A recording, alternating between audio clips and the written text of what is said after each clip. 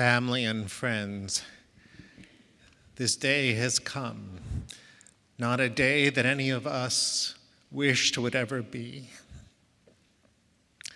Our congregation today is full, and those who are live streaming, we know that you're there. Yesterday, the family gathered with me in the cemetery to accompany our loved one to her final resting place. We fulfilled the great mitzvah to tuck her in to her final place. And today, we gather warm, dry, as it should be, so that we can take all the time that we need to reflect, to collect the memories, to laugh, to cry, and to understand that our tradition mourns at this time rather than simply celebrates. Because Lynn Schmulen was a mitzvah doer, and she can't do a mitzvah anymore, a good deed for the sake of everybody who ever came within her sphere. And so we mourn, but also appreciate the dear life we've come here to appreciate with love, with kindness, and with deepest gratitude. So as I invite you first to be sure that your phones are in a silent position, I'll invite Cantor Feibush to begin with us a psalm of consolation.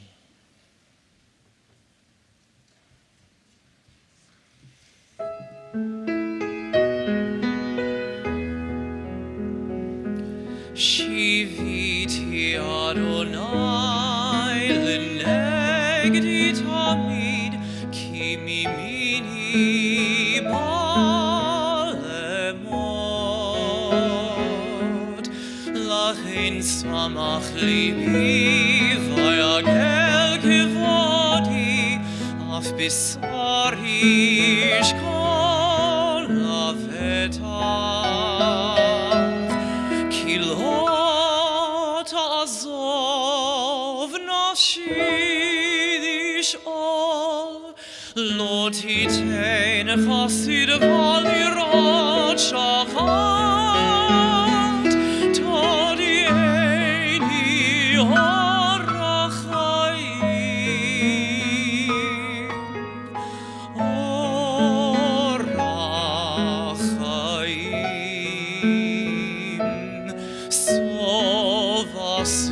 simachot et panecha ni'imot bimincha netzach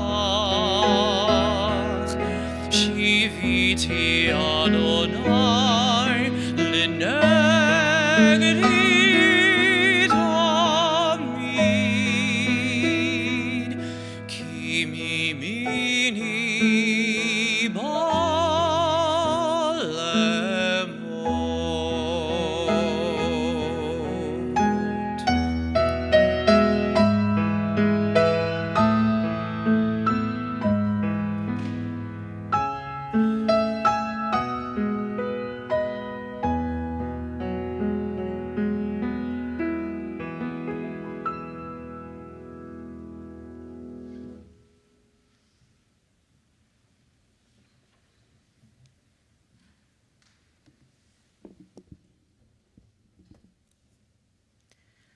From Psalm 121, I lift my eyes to the mountains. What is the source of my help?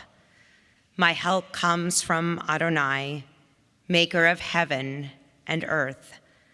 God will not let your foot give way. Your protector will not slumber. See, the protector of Israel neither slumbers nor sleeps. God is your guardian. God is your protection at your right hand.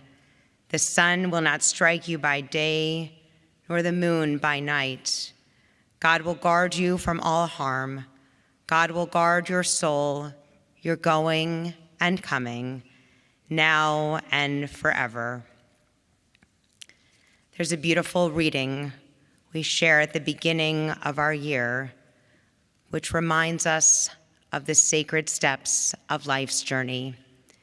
We are taught birth is a beginning and death a destination, but life is a journey, a going, a growing from stage to stage, from childhood to maturity and youth to age, from innocence to awareness and ignorance to knowing, from foolishness to discretion, and then perhaps to wisdom, from weakness to strength or strength to weakness, and often back again, from health to sickness, and back we pray to health again, from offense to forgiveness, from loneliness to love, from joy to gratitude, from pain to compassion, and grief to understanding, from fear to faith, from defeat to defeat to defeat,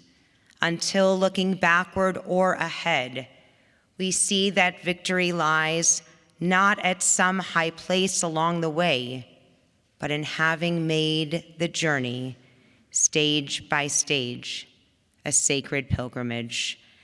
Birth is a beginning and death a destination, but life is a journey.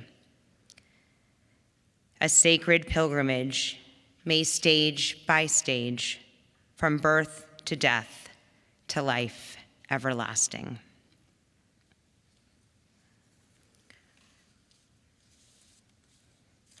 Tradition teaches us mourning is the price we pay for having the courage to love others.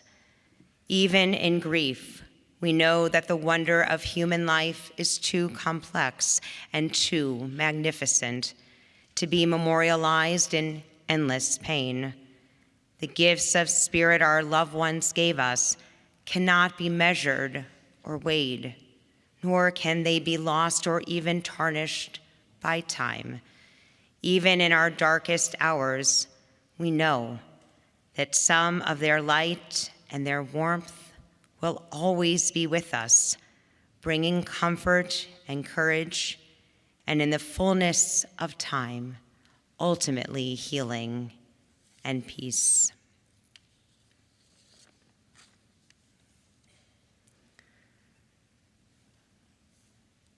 We learn from our liturgy, it is hard to sing of oneness when our world is not complete, when those who once brought wholeness to our life have gone, and nothing but memory can fill their emptiness their passing leaves behind. But memory can tell us only what we were, in company with those we have loved. It cannot help us find what each of us alone must now become. Yet no one is really alone.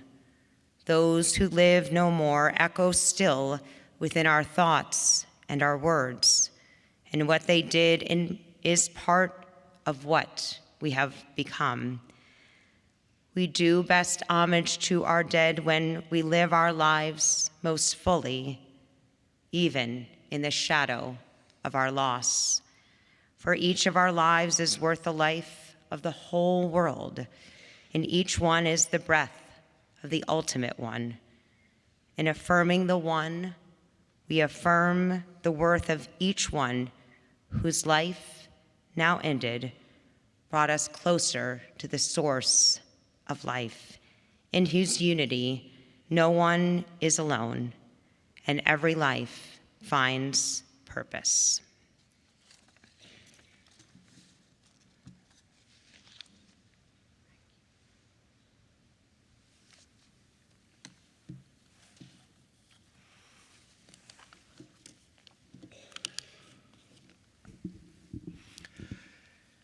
In honor of Lynn Schmulen's life, we really should have begun this service at least 45 minutes late.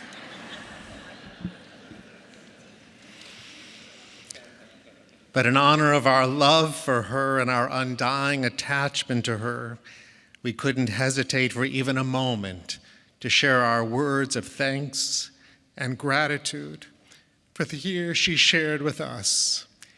In her lifetime, Lynn was a beautiful soul. On the outside, she once was an international beauty contest winner And throughout her life, her beauty beamed across the world in her sweet smile and genuine goodness. On the inside, where it mattered most, Lynn was just what everyone needed at any given moment. She lacked nothing her whole life, and so she shared it all with everyone. She never showed up empty-handed, even when she was told to bring nothing but herself. She always filled bags with goodies she knew others would enjoy. Lynn's life began in the loving arms of her mother, Carolyn, and her father, H. Jack Fleischman, who preceded her in death. It's been said that it goes hard against nature to bury your own child, but only if that life was unfulfilled or unremarkable. Lynn's life was fulfilled and remarkable. Carolyn, as the most endearing mother of 6 magnificent children and their partners, you accompanied Lynn on her journey. You cared for her constantly, and you will always love her in your heart. She adored you. She needed you. We've been taught that one's mother is everything. She is our consolation in sorrow, our hope in misery, and our strength in weakness. She is the source of love, mercy, sympathy, and forgiveness. Lynn was the proud mother of her own family. With Carl, she loved and adored Karen and Rob, Brian and Danielle, Mark and Lindsay, and their 10 grandchildren, Benjamin, Joshua, Jonathan, Alexander, Bryce, Ella, Madison, Ellie, Jack, and Lila. Lynn was everyone's mother at one time or another. But to her own children, she was the quintessential soul that accompanied them in their lives.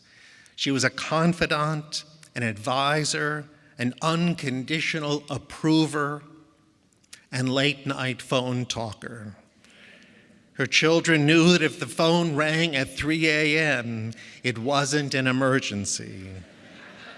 It was their mother with something more to say, a television show to recommend, or a reminder for the next day.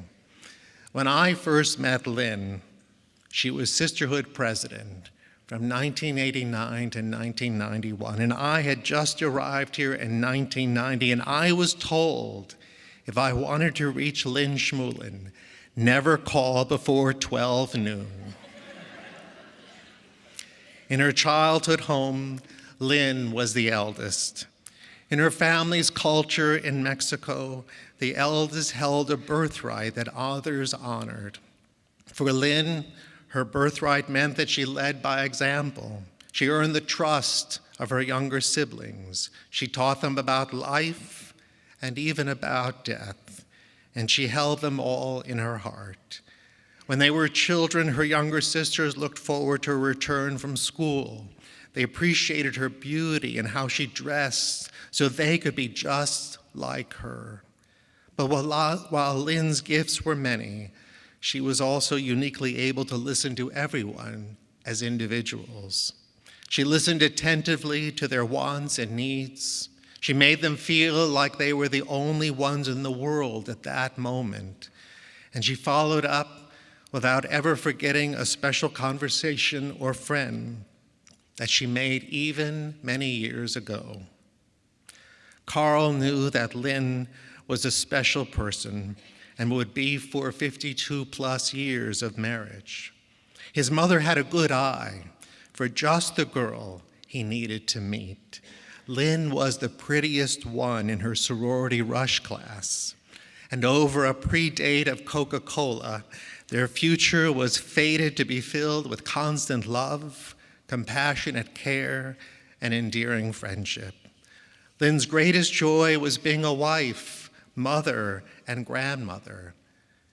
In their new home, Carl wanted a beautiful place, and Lynn wanted a place for her grandchildren to be comfortable to play.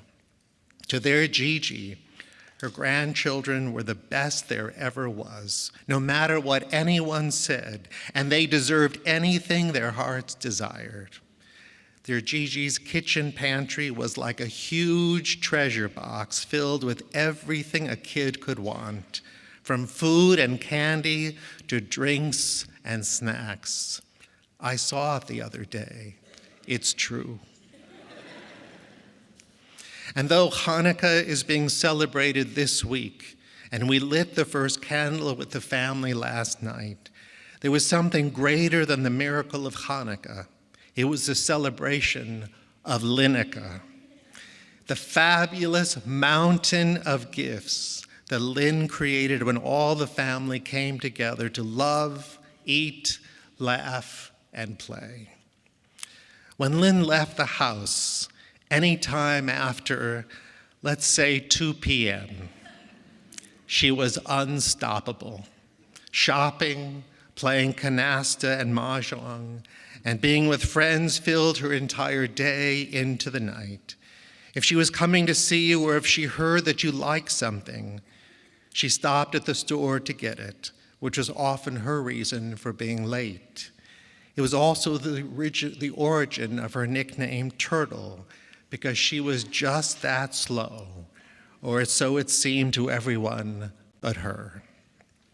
All the salespeople knew Lynn. She wasn't just the woman who bought a lot. She was also the woman who remembered their names, asked about their families, and wished them thanks and have a good day. When she did arrive fashionably late, she came toting bags full of everything you wanted and also what she thought you needed. And if she couldn't carry it at all, then Carl was right behind her, hauling all the rest of it. It was her joy. It was her profound pleasure. Abundance was her way of filling hearts with happiness and stomachs with culinary joy. At restaurants, Lynn ordered the whole menu.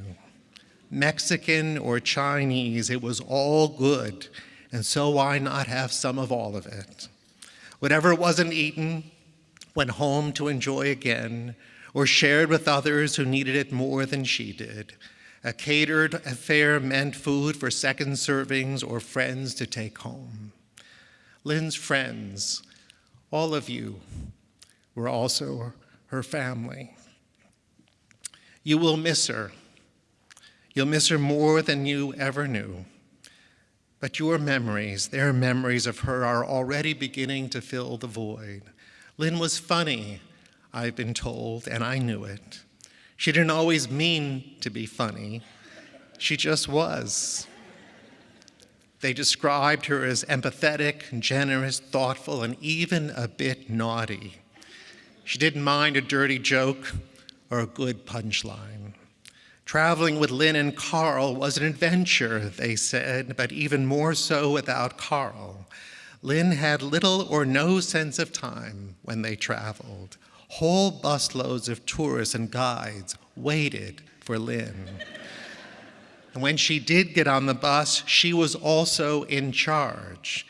No one forgot their time with Lynn on land, sea, or air, if they made it on time before the doors closed or the ship left port.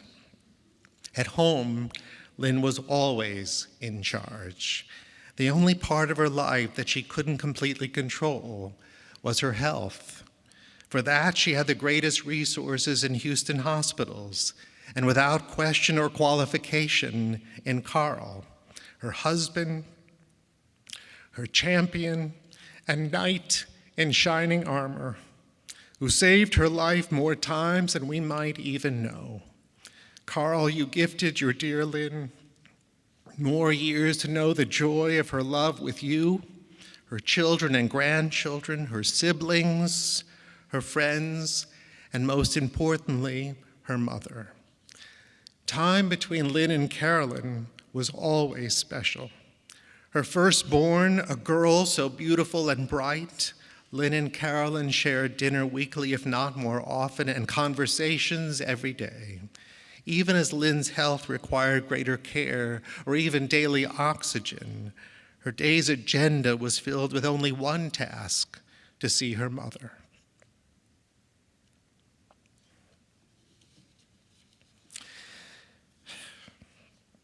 They were times of closeness, heart to heart, and soul to soul. It wasn't just in recent times, but increasingly in the last few months, Lynn's health grew more concerning. And in the hospital most recently, it became more obvious that her fight for life was ending. Though profoundly sad, it also provided time to come to terms with it. All the family surrounded her and each other with loving support and comforting words. Eventually, with permission to rest, Lynn gave the okay sign. She knew that her family was okay, and she was okay too. Our prayers at the bedside assured her that her faith and love would go with her. A woman of faith and valor, she accomplished all that God created her to do and to be. A leader in her synagogue, a role model at home, a dear friend to all from childhood to adulthood. A dear friend shared with me that the only time she was early was when she left us way too soon. Lynn died on Shabbat, just as our service here was beginning and the sun was setting. It's said in some circles that when one dies on Shabbat, their soul goes directly to heaven. Lynn Schmulen, at peace now, gave us more than we could ever put into shopping bags or her treasured pantry. Our cup runneth over with gratitude for her brothers and sisters, nieces and nephews, children, grandchildren, her husband and mother.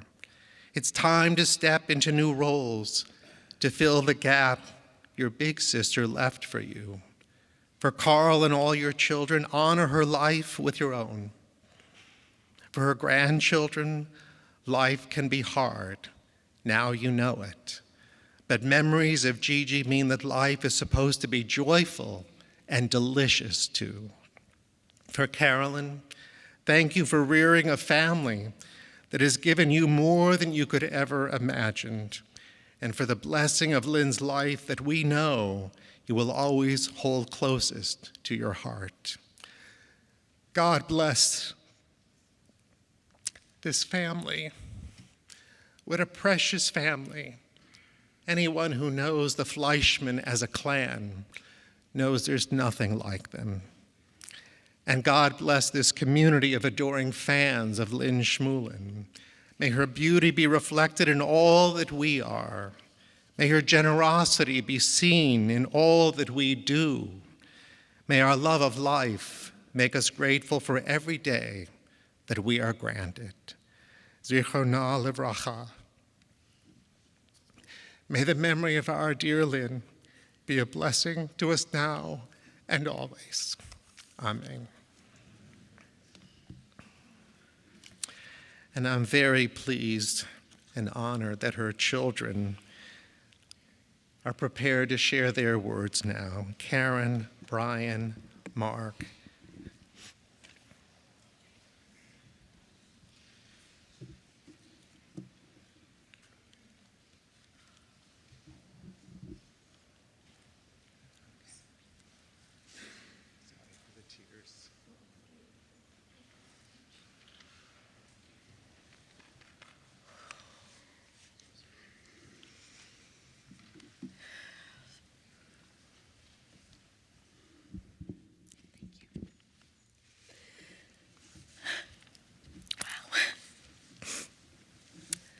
Thank you all for being here. Wow, she was so very loved. Today we honor and celebrate the life of our mom, Lynn Schmulen, the most amazing, loving, kind, best mom in the world. There was and never will be anyone like our mom and Gigi. She was a true light to all she met.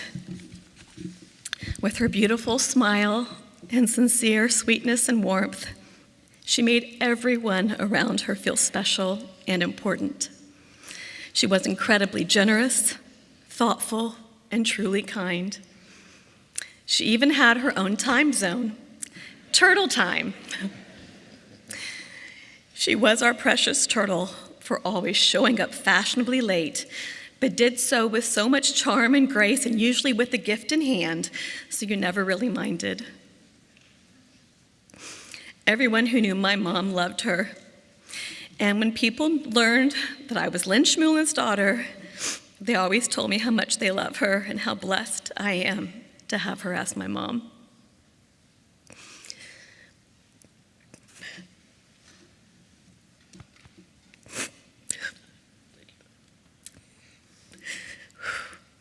Mom was my very best friend. Nothing in my life even felt real until I told my mom about it. She was my constant source of love, understanding, and support. We spoke every day, most often multiple times a day. The day didn't really end until my usual very late night call with Mom, usually around midnight or later. I really miss those phone calls. When I was in school, my college roommates could not believe who was calling me at 2 or 3 in the morning to make sure I'd finished my paper or was studying okay. Or just to tell me, hey, there's a great show on TV when you have a chance to watch it. I have incredible memories of all the fun times I shared with my mom. And one of our favorite pastimes, of course, was to shop together. All the stores knew Mom. In fact, Houston may go through another recession now that Mom is no longer shopping. Sorry. And as the rabbi mentioned, growing up, everyone wanted to come to our house because we had the absolute best pantry in town, full of all the amazing junk food and snacks you could ever want. One of my favorite recent memories with Mom was taking her to the Nutcracker Market this past November. It was our tradition to always go to the holiday markets. And she was the most brave, courageous woman and wouldn't let her illness get in the way. We rented a scooter, and she shopped all night, of course, charming everyone she met. In fact, she had so much fun, she had told us that she wanted us to get her a scooter for Hanukkah so she could get around town more easily. We left with so many shopping bags, much to my dad's not being so happy about that. And we went to her favorite restaurants to have crab cakes, one of her favorite meals. Mom had impeccable taste and style, and she celebrated and planned our life events to the last beautiful detail. When we went out to dinner, we would wait for Mom to assign our seating arrangements, or more likely, move us to a better table. And as the rabbi mentioned, we always ordered Gigi style with more than we could possibly eat in one sitting. She planned the most gorgeous wedding for Rob and me 25 years ago. I recall having a minor disagreement about the color of the flowers or something to that effect, and she looked at me and said, "When it's your daughter's wedding, you can plan the wedding." Well, 4 boys later,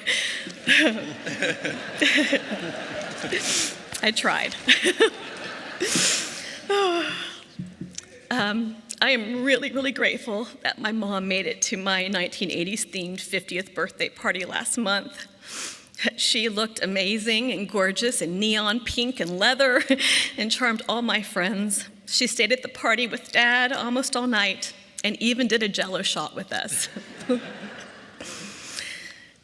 Mom instilled in me and all of us a great sense of civic duty and philanthropy. She served on multiple boards, and as the rabbi mentioned, was president of Sisterhood Beth Israel, and was on the National Board of Women of Reform Judaism. We also served together on the board of the Anti-Defamation League, and I loved picking her up to head out to our meetings and work on causes we both cared about. Just last April, Mom co-chaired the Jewish Federation of Greater Houston's Collage Luncheon with my sisters, Danielle, Lindsay, and me. It will always be one of the greatest honors of my life to have chaired that amazing event with my beautiful mom. But of all the gifts Mom gave me, the most precious was a love of family.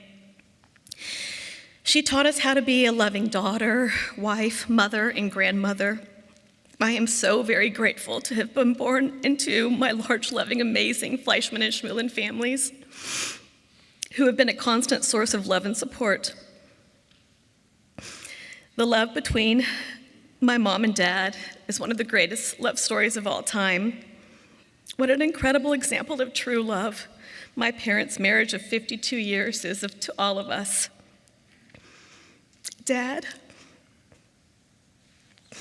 thank you for taking such amazing care of our mom, your number one patient, and giving us more time to be with her. I promise we will hold on to each other as she would want us to get through this time together. Mom was known as Gigi to my 4 beautiful boys and 6 amazing nieces and nephews. She loved each of her 10 grandchildren so very much and made sure each one felt loved and adored by her. She never let her medical condition stop her from making it to her grandchildren's games and performances and keeping up with all their activities. I have wonderful memories of Mom coming out to the Falcon Field to cheer on Josh during football games and watch Ella cheer. She even made it to the SBC championship game this year.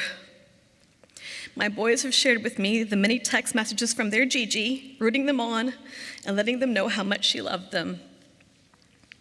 Gigi's love for her grandchildren was so great that she even created her own holiday for them that you heard about from the Rabbi Lenica.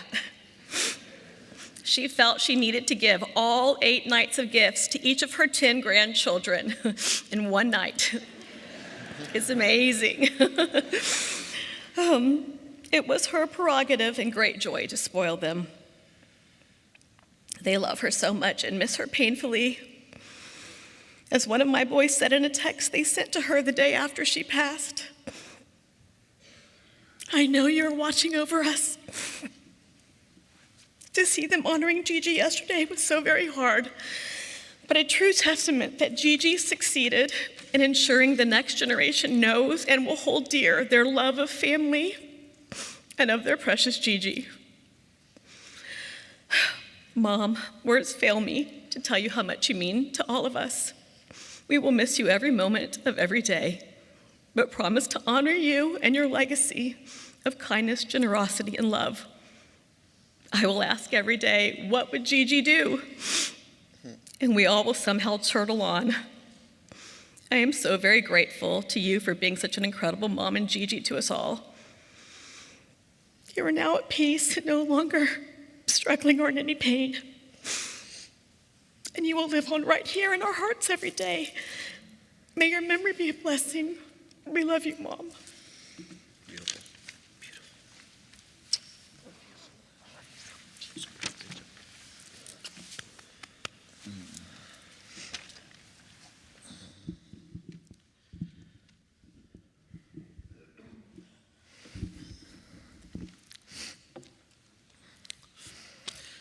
All right. Let's see if I can get through this thing. Mom, you are an amazing woman. Just looking around this room today and the countless emails and text messages I've received, clearly tell the story that you were loved and cherished by all. This is a fact that I've always known, and it has always made me proud to be your son. I've never met a person that did not say how much they loved and cherished your friendship. You were always the most elegant, beautiful, and sweetest person I know. I don't know anyone who cared about others as much as you did. You never showed up empty-handed, even if it meant you were going to be late. Speaking of late, everyone expected you to be late. We named you Turtle because you just moved at your own slow speed, but always made it to the finish line. It is possible that the only time you arrived early was yesterday for your own burial. As my mom, you and I have a very special bond. You always made me feel like I was your favorite. Me too. Me too. Thank you. You were my protector, educator, and confidant. You provided me an amazing childhood, teaching me the importance of family, great work ethic, religion, caring for others, and giving back. In school, you would always stay up and help, and ultimately take over many of my school projects that I waited to the last minute to complete. You always bailed me out of rough, stressful deadlines and situations. You would always have my back, no matter the situation. We have so many secrets that will never be revealed. Sorry, Dad. Of all the lessons you taught me, most important is family. Our trips to Mexico every summer to be with Mima and the rest of our family are some of my favorite childhood memories. Going to the beach, playing games together, going water skiing on the river, anything that meant being with family, you were on board. Even in your years of sickness, you made it a point, no matter how you were feeling, to visit your mom and attend all of your grandchildren's events. You mastered the meaning of loving thy family. Growing up, you were always famous amongst my friends for being the best hosts. You had a reputation for the best pantry, as you've heard tonight. It was always stocked with the best junk food in the city. You always wanted me to go grocery shopping with you, not only because it was 10 p.m. at night, but because you needed someone to push the second grocery cart. Everything in excess was your motto, and you always lived up to that expectation. Throughout my childhood, my friends and I would come home, and you were always sitting in the kitchen ready for conversation. It did not matter how late it was. I know the pantry was a hit, but I'm pretty sure everyone liked to stay at our house because you were the coolest mom, and all of my friends loved and trusted in you, especially my longtime best friend, Michael Josephson, who considered you his other mother.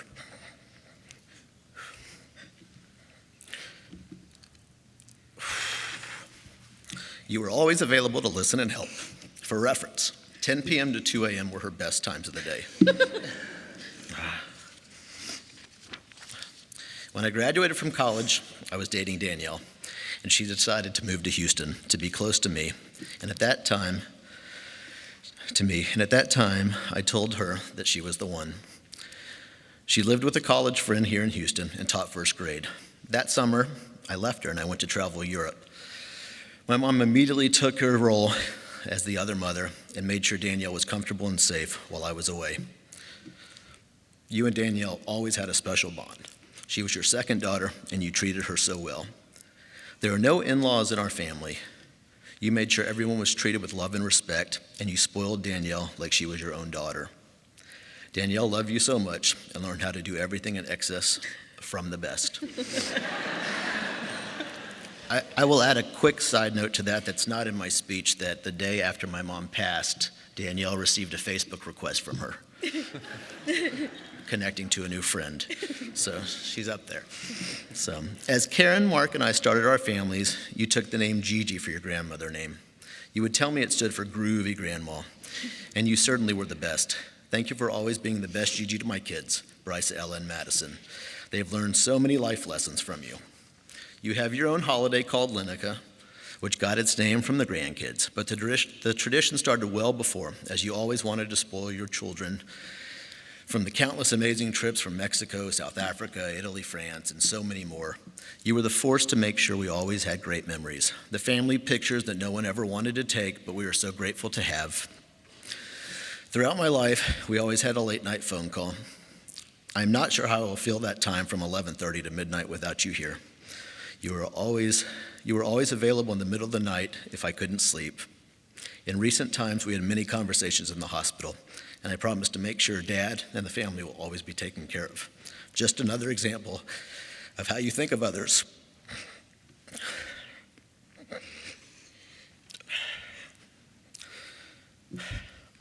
Your medical journey has been a tough one, which I don't wish upon my worst enemies.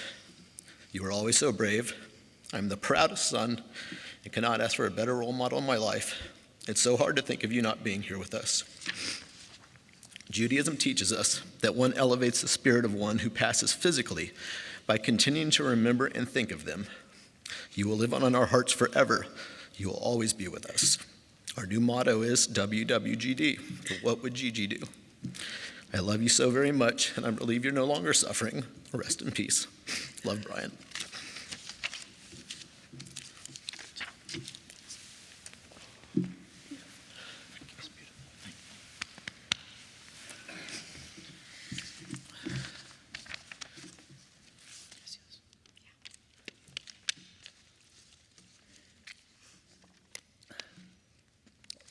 If you haven't figured it out by now, I'm Mark, and this is Brian. But I was always best known as Len and Carl Schmulen's son. I am the youngest by 5 years, but Mom always assured me I was not a surprise, at least not to her dad.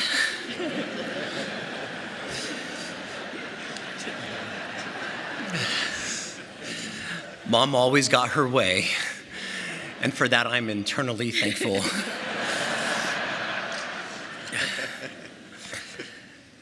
Today I stand before you all with so many feelings, and so much emotion. It's very difficult to put into words how much I love my mom and how much I miss her right now. But mainly I am sad, I am proud, and I am grateful. I am sad, and like all of you, my heart is broken. This feeling, it's surreal. It is both piercing and numbing. I've never truly felt hurt like this before. And the one person I could always share my deepest and most raw feelings with is not here to pick up the phone or to call me at midnight just to check in and hear about my day. Mom always knew what to say and how to make me feel better. She was wise. She gave me unconditional love. She let me know that everything would be okay. She supported me. She believed in me. She gave me every advantage and the confidence to take risk, to pursue my dreams, even if the path was less traveled. She never doubted me. She was my cheerleader. She was my rock. Whenever I needed her, she was there. And yes, as you figured out, most of those conversations were at midnight or later. But for her children, Len Schmulen was available 24/7. When I was living in San Francisco and was hospitalized with meningitis, Mom flew out to be by my side to help Lindsay nurse me back to health.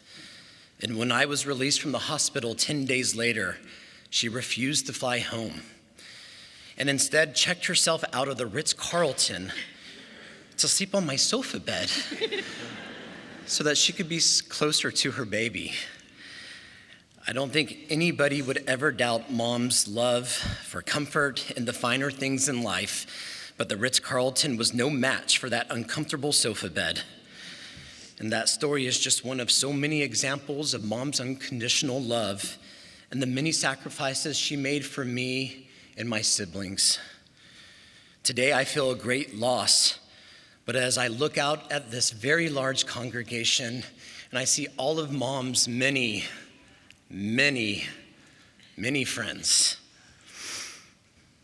and all those who had the privilege to know her, I know I'm not alone in my sadness, and I have this equally powerful feeling of pride that's overwhelming me.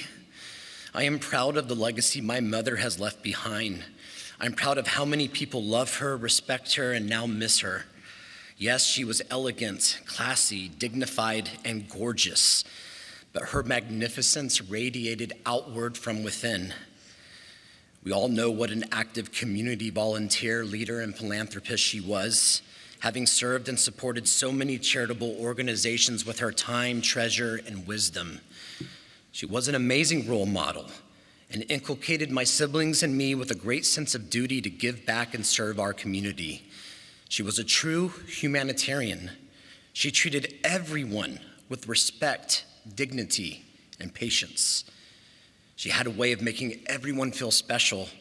Her doorman, her stylist, her housekeeper, our nanny, my friends, even those who only met her once or twice, every nurse, doctor, administrator, custodian, and the salespeople who checked her out at the store. They all loved her, especially those working on commission. But seriously, everyone who crossed Len Schmulen's path loved her because she was so sweet, and especially because she was so genuine.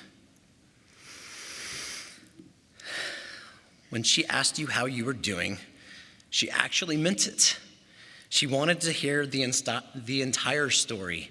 She wanted to see your photos of your kids and your grandbabies.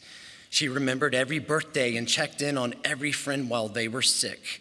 Her compassion and consideration for all was unmatched, and while our turtle was late everywhere she went, more often than not, she was late because she was busy checking up on a sick friend, or out shopping for a friend's son's daughter's birthday, quinceañera, bar mitzvah, or graduation. She loved to celebrate people's accomplishments, no matter how deep or limited the relationship was. If you met Lynn Schmulen once, you were in her thoughts and her heart forever. Lynn Schmulen was one of a kind. She was an amazing woman and an even better mother, grandmother, and wife. And while I am sad and also so very proud to be her son, more than anything, I am grateful. I am grateful to her, and I am grateful to God for the gift of Mom's life, love, and the many memories that we will forever live in our hearts.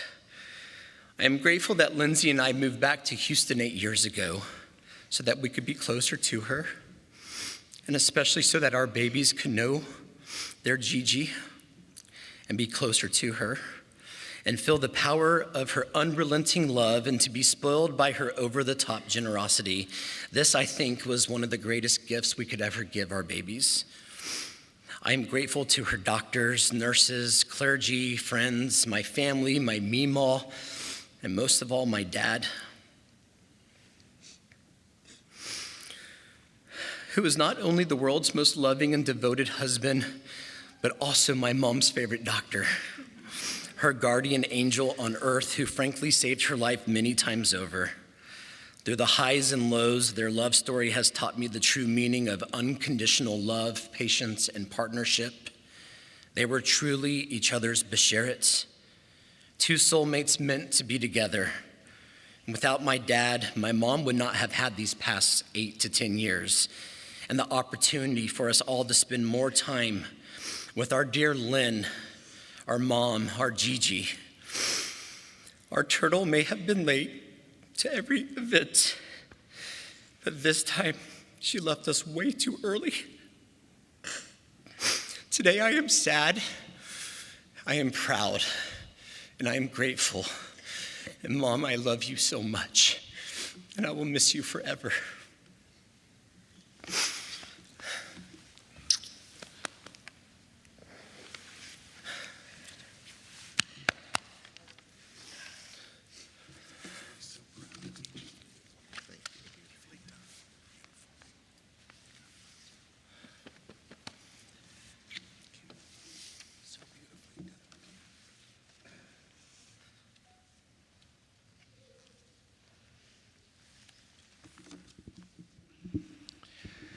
We are touched by the words and memories. We could all write our own tributes to Lynn. I'd like to invite the grandchildren to come forward, to stand together, and those who have words to share, it's your turn.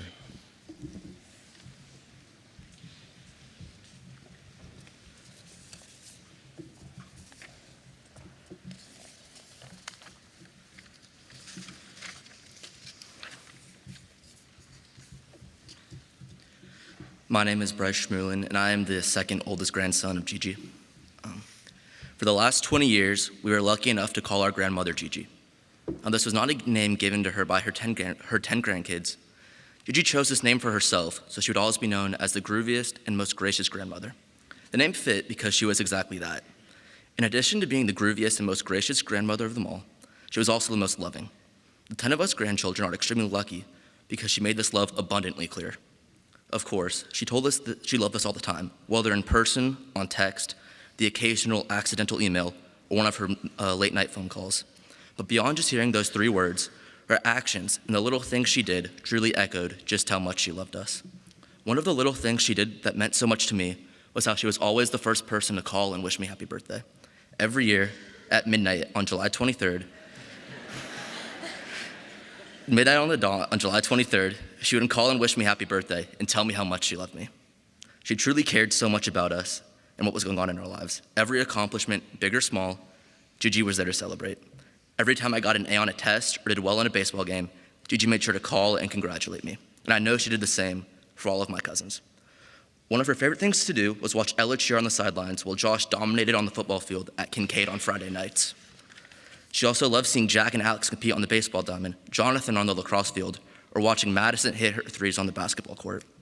But she didn't just care about sports, she cared about everything that we did. When Benjamin got a job working at Home Depot, she was so extremely proud of him and supported him every step of the way. She also never missed a chance to see Ellie or Lila perform beautifully on stage. No matter what the event or what she was going through in her personal life, she always showed up for us, and that meant more to us than she could ever know.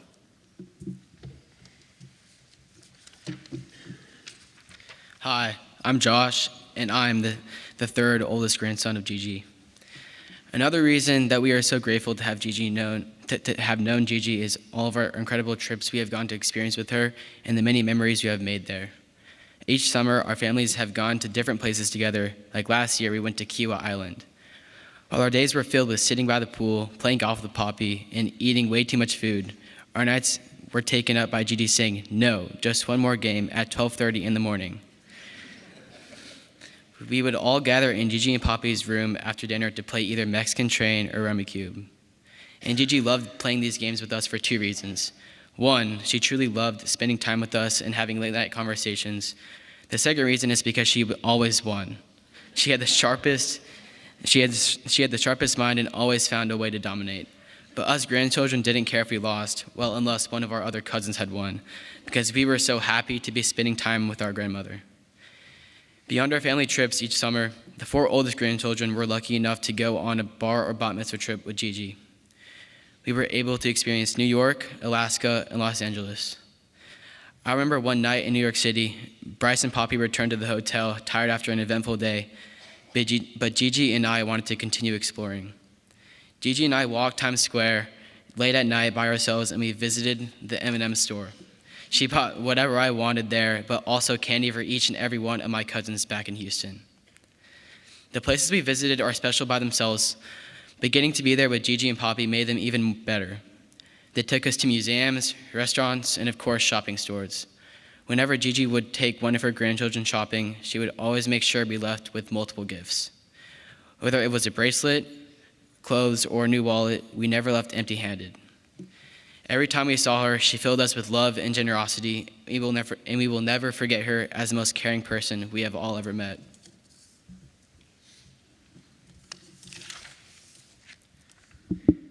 Hi, I'm Ella, and I'm Gigi's oldest granddaughter. In addition to the trips, a lot of memories with Gigi were made at her house on Shasta. In fact, for my first year of life, I lived in her closet.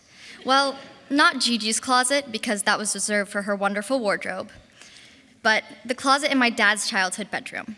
And while I don't necessarily remember being a closet baby, I know myself and my cousins do remember her turtle collection, and many of us learning how to swim in their pool and yelling at Gigi from across the backyard, watch this," before we took the most underwhelming jump off the diving board. But in Gigi's eyes, we just completed an Olympic-level dive, causing her to clap and cheer. Gigi lived to see us smile.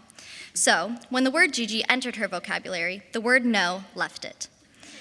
We wanted candy. I bet you can all guess where this is going. We would walk into her fully stocked pantry, complete with Oreos, M&Ms, Hershey's, caramel, and lollipops. I wanted to see a musical. Gigi and Poppy would take me. We needed new clothes. Gigi said, "Let's go on a shopping spree."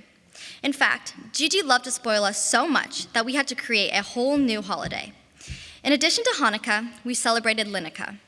We gathered at their Shasta house, and of course, we lit the menorah and said our Hanukkah prayers. But the night was much more than that. We celebrated our family and being with each other.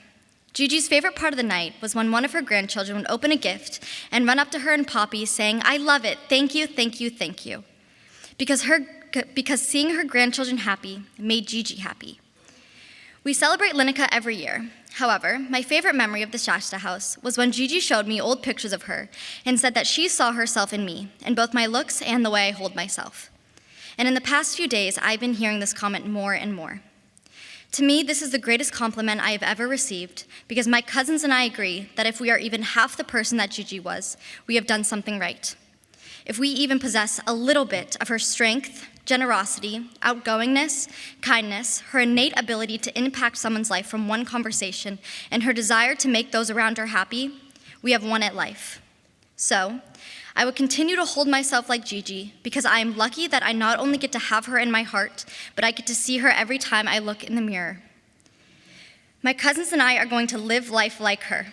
We will continue her incredible legacy because the 10 of us are extremely proud to be the grandchildren of our Gigi. Gigi, we will always love you. We will never forget you. Love Benjamin, Bryce, Josh, Ella, Jonathan, Madison, Alex, Ellie, Jack, and Lila.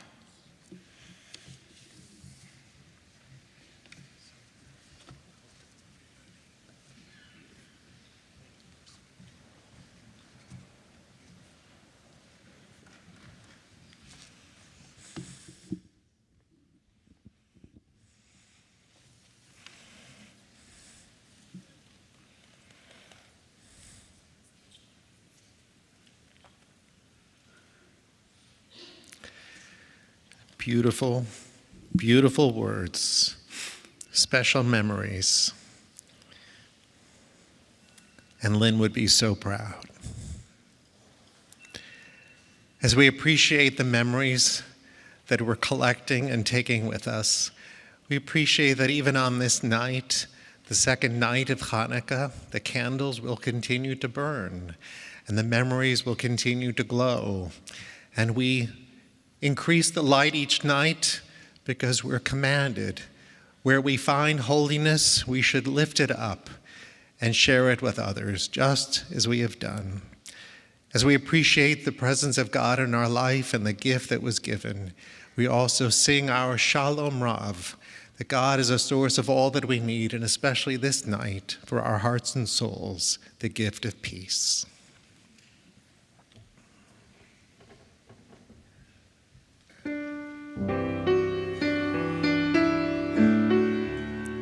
Shalom Rav al Yisrael Amcha Tasim Leolam. Shalom Rav al Yisrael Amcha Tasim Leolam. Ki ata hu melech adon L'cho hashalom. Ki ata hu melech adon L'chol hashalom. Shalom Rav al Yisrael Amcha Tasim Leolam. Shalom Rav al Yisrael Amcha Tasim Leolam. V'tov be'einecha levarech et Amelcha Yisrael b'chol עת ובכל שעה בשלומך.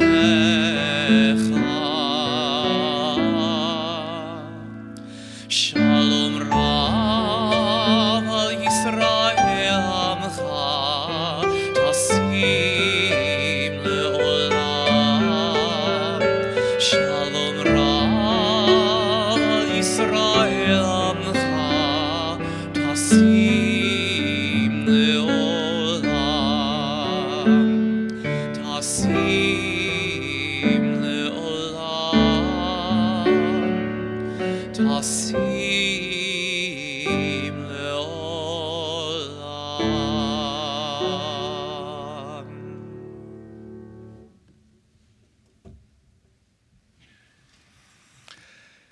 As our time together in the sanctuary comes to a close, though some of us gathered yesterday to recite Kaddish, it would be so appropriate for all of us to share in these sacred words, not a prayer of sorrow or death or salvation, but rather in tribute, in gratitude to God, that we have been graced and blessed with this precious person and these sacred memories. Please rise as we join together in reciting the words of Kaddish. Yitgadal v'yitgadash shemei Rabbah, b'alma divrach te v'amlich malchute, b'chayechon v'yomechon v'chayei dechol Beit Israel, b'galav v'zman kariv v'imru amen. Yehei shmei Rabbah mevarach le'olam v'lo me'amaya, Yitbarach v'yishtabach v'yitbarar v'tromam v'yitnaseh, v'yitadar v'yitale v'yitalal shmei d'gudisha brichu, le'elam min kol birchata v'shirata, tushbechata v'nechamata, damiram v'yalma v'imru amen. Yehei shlama Rabbah min Shemaya, v'chayim aleinu v'yal kol Yisrael v'imru amen. Oseh shalom b'mromav, hu yaseh shalom, aleinu v'al kol Yisrael, v'imru amen. May the one who causes peace to reign in the high heavens cause peace to reign upon each of us, and may peace and comfort and consolation follow this dear family in the days and weeks to come. Please remain in your places for just a moment so that Rabbi Scott, Cantor Feibush, and I may lead the family from the sanctuary into Wolf Tumim Hall. A meal of condolence awaits us. It's a time to fulfill another mitzvah, to comfort the bereaved, not only the family, but all who are bereaved among us, and to lift up and to savor every story of our dearest Lynn Schmulen. May her memory be a blessing. This concludes our service.